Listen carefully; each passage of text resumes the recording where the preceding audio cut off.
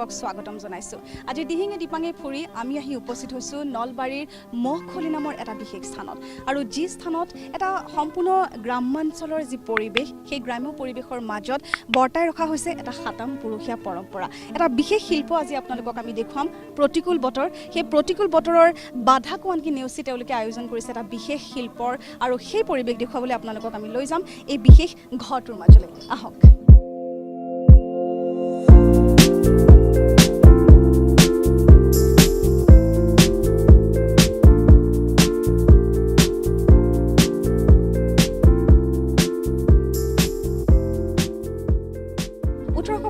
চনৰ পৰা জীৱন্ত কৰি ৰখা এটা বিশেষ লুপ্তপ্ৰায় কলা আৰু সেই কলাটো জীয়াই আছে নলবাৰীৰ মহখুলি অঞ্চলত আৰু এটা বিশেষ পৰিয়ালে যিহেতু ইমান বছৰৰ পিছত বছৰ তেওঁলোকে যথেষ্ট কষ্টৰ বিনিময়ত দেখিবলৈ পোৱা গৈছে জীয়াই ৰাখিছে পুতলা নাচ। এগৰাকী ব্যক্তি আছে, তেখেতো এই পৰিয়ালৰে অংশীদাৰ।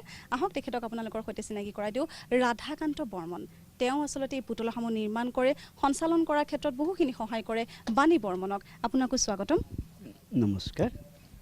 প্ৰথমতে মই জানিবলৈ চেষ্টা কৰিম, আপুনিও চাগে জন্মৰ পৰাই হয়তো এই পৰিৱেশটো দেখি আহিছে? হয়, মই জন্মৰ পৰাই এই পৰিৱেশটো দেখি আহিছোঁ আৰু লগতে জড়িত হৈ আছোঁ পৰোক্ষভাৱে।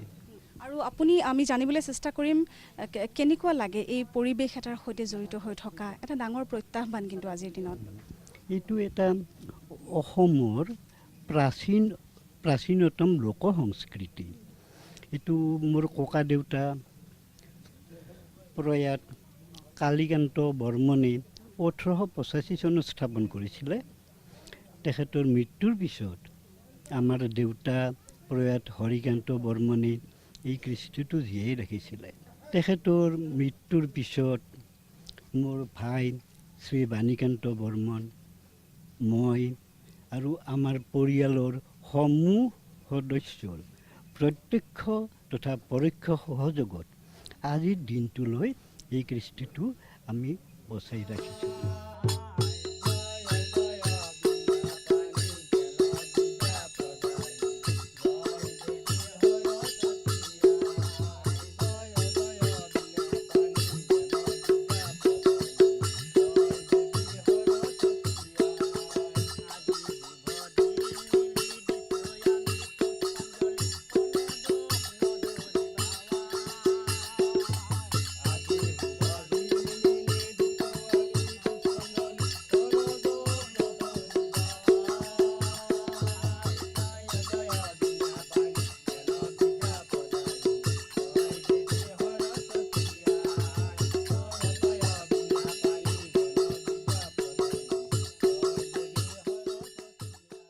প্ৰতিদিন নিৰক্ষ বাইদেউ আহিছে, তেখেতসকলে ইয়াত নানান ধৰণৰ মিঠা তৈয়াৰ কৰিছে। কি কি মিঠা তৈয়াৰ কৰিছে? চেনীৰ সন্দেশ, ৰসগোল্লা, লালমোহন, জিলাপি আৰু বহুতো। আপোনালোকক দিব, কিন্তু বাইদেৱে এটা ডাঙৰ কথা কৈছে।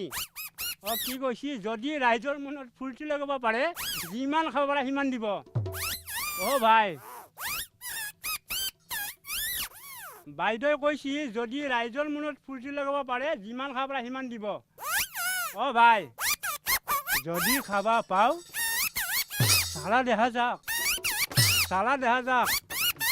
আজি কিমান খাবি, আজি কিমান খাবি, আজি কিমান খাবি, আজি কিমান খাবি, আজি কিমান খাবি, আজি কিমান।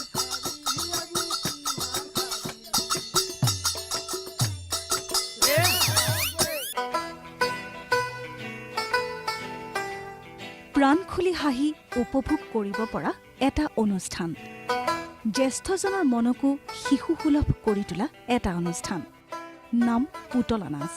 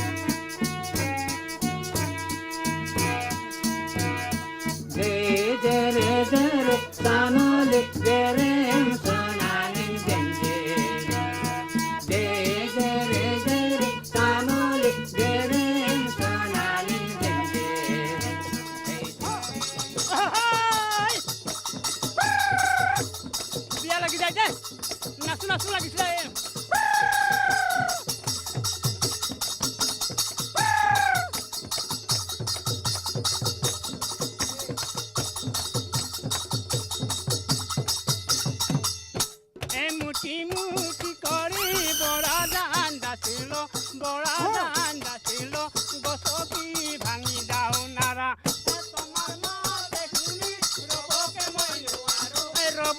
মই নোৱাৰো গাভৰু হবৰে পৰা মৰে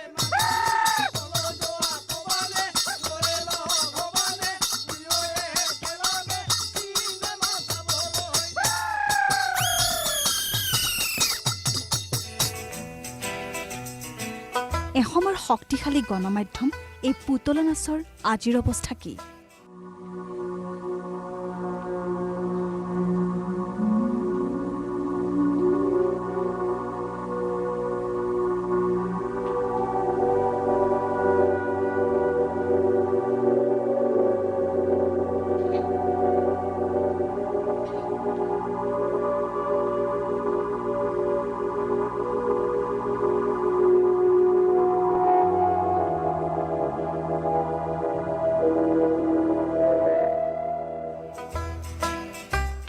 এনিমেশ্যনৰ অত্যাধুনিক পৰিৱেশনক ফেৰ মাৰিব পৰাকৈ পুতলা নাচ সক্ষমনে?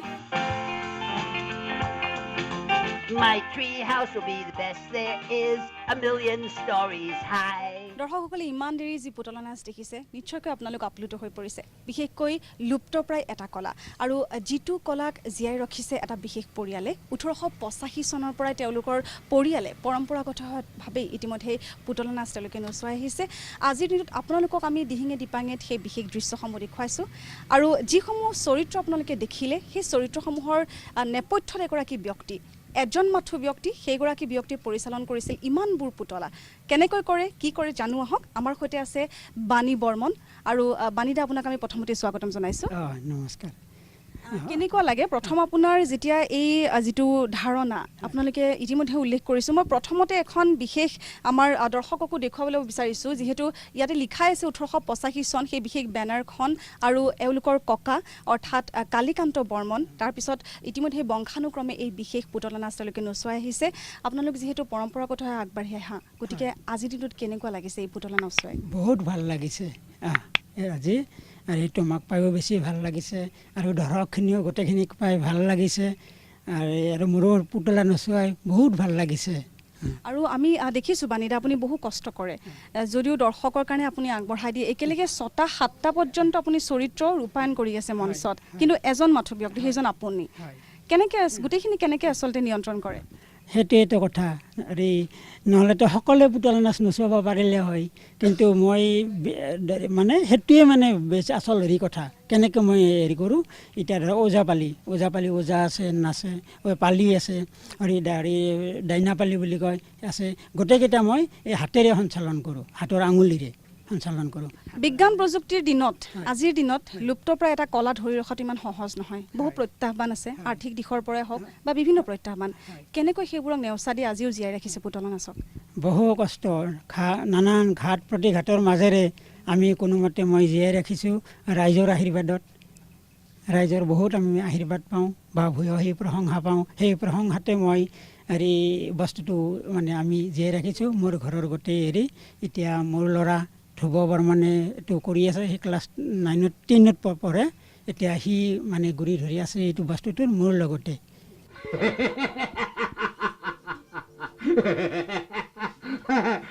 মই ডাইৰেক্ট আফ্ৰিকাৰ পৰা একেবাৰে আহি গুৱাহাটী পালোঁ মোৰ লগত আহিছে আমাৰ চেনেল পেহী এইফালে আহিব লাগে বাইদেউ মানে আজি এই ইমান দৰ্শকৰ মাজত উপস্থিত হ'লোঁ তুমি এটা ভালকৈ ডেন্স লগাই দিবা আৰু মই এটি যাদু দেখুৱাই দিম বুজিছেনে।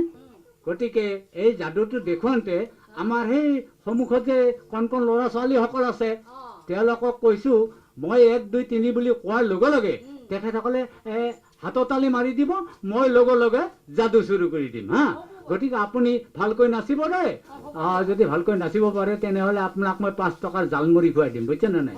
আচ্ছা ঠিক আছে ভাইটি ভণ্টিসকল হাতৰ তালি মাৰিবা ৰে তালি মাৰিবা 1 2 3